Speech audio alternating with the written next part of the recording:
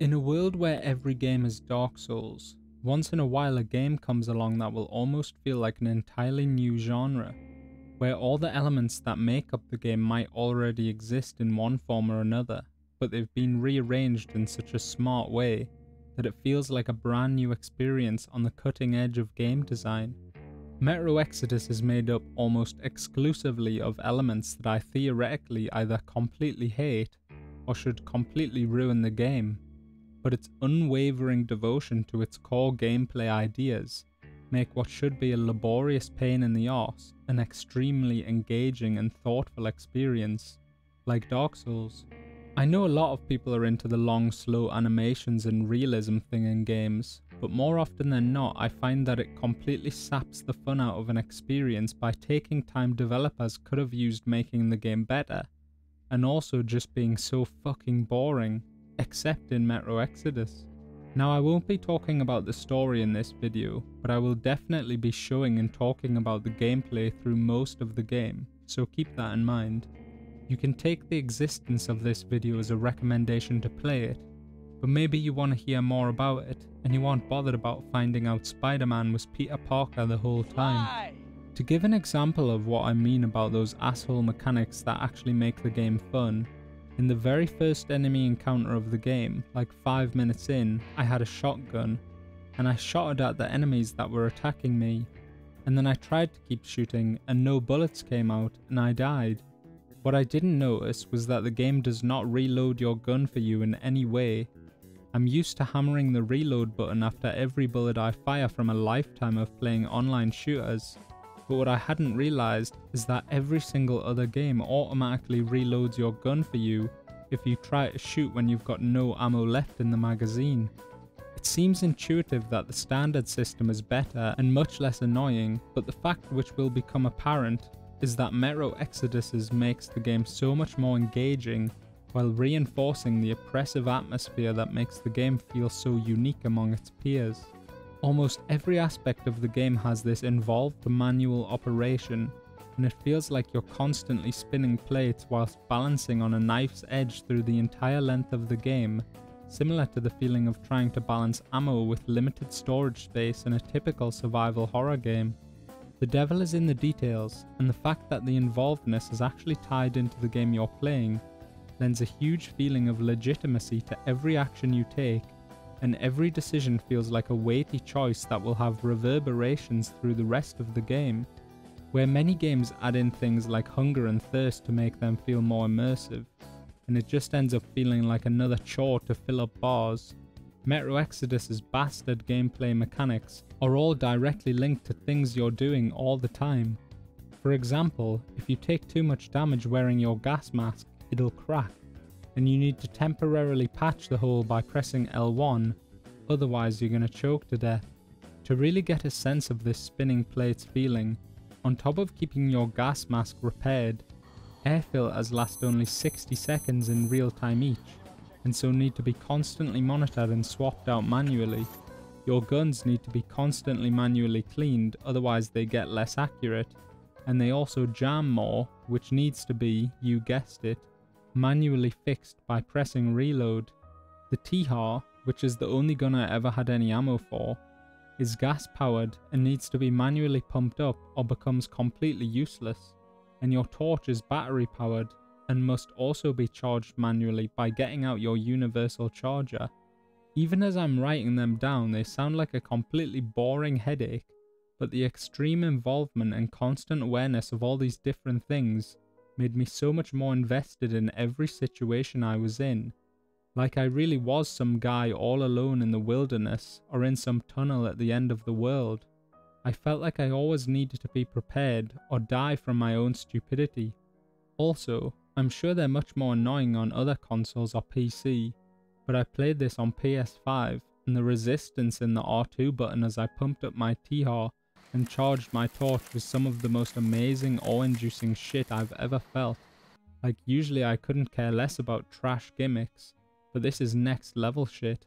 Crafting is another common game mechanic developers love to throw into their games for no reason, and as you'll see is a growing trend with Exodus, I usually fucking despise it in every game it's in, but not here. There are a total of 2 materials for the entirety of the crafting system, metal and chemicals, and every item you can make is made using one, or more often, both of them. The crafting is the one area of the game where I really felt like I was on the ropes all the time. The other shit sounds like you need to make some tough decisions, but for the entire playtime of the game I was utterly convinced I was going to softlock myself in an area with no heals or air filters or ammo, and just die over and over.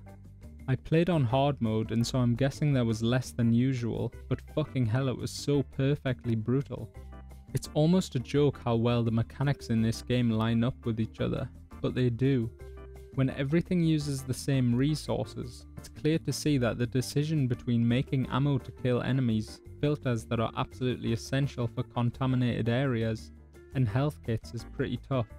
But when you've only got the resources to make one, and you've got 5 bullets, 0 health kits and 0 filters, and a poison area filled with enemies, that intensity is ramped up to 11.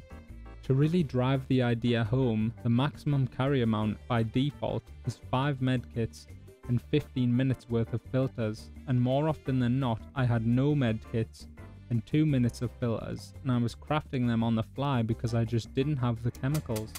As I said earlier, the only ammo I crafted in my entire playthrough was T-Har ammo, because it's the only weapon that uses metal only. I was so low on supplies that I even unlocked a trophy for crafting an air filter while being in the middle of choking to death. Once again, it just sounds annoying as shit, but it made me feel like a soldier out in the wilderness just scraping by the skin of his teeth, because it's the fucking apocalypse, what did you expect? It feels sad to say it, but on the whole, open world games are super boring, and Metro Exodus is honestly the second great open world game I've played. In a genius move, it interweaves shorter linear sections with small, densely packed open world sections to amazing effect. The linear closed-in sections feel like claustrophobic nightmares, and the open world sections feel like an exploratory playground while still maintaining that atmosphere of surviving in an apocalypse. I spoke about this in my information video recently, so I'll try to keep it brief. But if highly engaging involvement is what you're getting from the rest of the mechanics in this game, I'm here to tell you that it's more of the same. In the open world section you get a physical static map with a main quest marker, a main quest objective, and no option to fast travel, and then you're sent on your way out into the Russian apocalypse. There's no hand-holding, there's no endless list of meaningless uncompleted side quests taunting you from the side of the screen. You're on your own, and that reason alone is why it's the second good open world. The only way to make any kind of waypoint is to get high up somewhere, get your binoculars out, and manually look at each location you want to mark. And on top of this, you aren't told anything about whether the location is a safe house or an enemy camp until you actually go and visit. Is it a mutant hideout where you'll waste all your precious ammo for no reason, or a safe house with a major weapon upgrade inside of it? The only way to know is to go and find out. I know it's way too late in the video to be doing this, but I'll tell you the exact story of the moment I knew I'd complete the game and that it was going to be excellent. So I was at the train in the very first open area, and I speak to some guy out of my own volition, I think it was Duke, and he says, "There's some bandits nearby that have been playing guitar and they're terrible. Could you go and get the guitar?" I get out my binoculars and see the big tower he's talking about, and I head over there. When I get there, I sneak up and hear them talking to a prisoner they've taken. I just barely managed to kill all the bandits, and then I save the prisoner, and he tells me that even though he's forbidden from using electricity, there's a cache on an island nearby that might be useful to me. No quest marker or anything, I have to find it myself. So I climb the tower, get my map out, and start surveying shit. I see the island, somehow make it over there without dying, and find the place, but it's locked by an electric gate. So I look around and follow the wires back to a petrol generator, which is, lo and behold, out of petrol. There's a can nearby, which is empty, but there's one just hidden around the corner which I use to power the generator and open the door. I need to power up another bit of kit to get to the cache itself, but I can't reach it, so I figure out that I need to parkour up onto the roof to drop in through the ceiling, and I power the electric thingy, open the vault door, and finally get my reward, which is a significant upgrade to the battery on my flashlight. And this sequence just blew me away. The entire time I knew exactly what the game was doing. It's a standard side quest as far as the way people talk is concerned, but absolutely none of that was shown to me in a gamey way, where most games would highlight the exact spot on the map I was supposed to go at each section of the quest, and update my quest log at every interval. In Metro Exodus, every part of it I had to do by myself. I had to stand around and talk to the Spartans on the train. I had to figure out where the bandit camp was and go and investigate it. I had to free the prisoner and remember what he said about the island and figure out how to get in all by myself. If I'd put the game down for 6 months in the middle of it, I'd have just never figured it out. And when I got the reward, I felt so much better that I'd been left to my own devices instead of the game standing there highlighting the exact location of the upgrade on my map, like I'm a blind little child who needs to be hand-holded through everything. That quest alone taught me everything I needed to know about the game, and where I was expecting ammo or medkits, the insane value of the reward shocked me to my core. A serious upgrade in a game where every tiny improvement is the difference between living and dying as a reward for a completely optional unmarked quest. I knew that player agency and exploration was being treated seriously by the developers, and not as some meaningless, useless side content where it has no impact on the game at all. It was with this in mind that I tried my hardest to explore everywhere I could in every area. Even now I don't know if I saw it all, because the game doesn't give you any indication of the areas you haven't marked or visited, and I ended up stumbling on an item that saved my playthrough. In a shack in the middle of nowhere, with no waypoint, surrounded by watchers, I found a metal detector, and even though it sounded annoying as fuck and ruined the audio of every single part of my game capture, getting an item that told me where resources were in a game where I constantly had essentially nothing was the only thing that allowed me to complete the game. Weapon and item customization is usually such a straightforward process in games, and even though at the beginning of Metro Exodus you do mostly get straight upgrades, by the end you can change your weapons so dramatically you essentially have 3 or 4 weapons in one. Sometimes I'd have a huge barrel and a scope on my pistol and use it like a sniper, and sometimes I'd throw a massive cartridge and a silencer on there and use it close range like a stealthy assassin. You can only change weapons on the train, and so this neat bit of customization is kind of essential for using your weapons efficiently to match the most appropriate playstyle based on what enemies you're fighting. More importantly though, the involved nature of having to choose what upgrades you want and switching stuff out on the fly with random shit you find travelling around further reinforces the oppressive atmosphere the entire game has of being a lone soldier struggling against the apocalypse.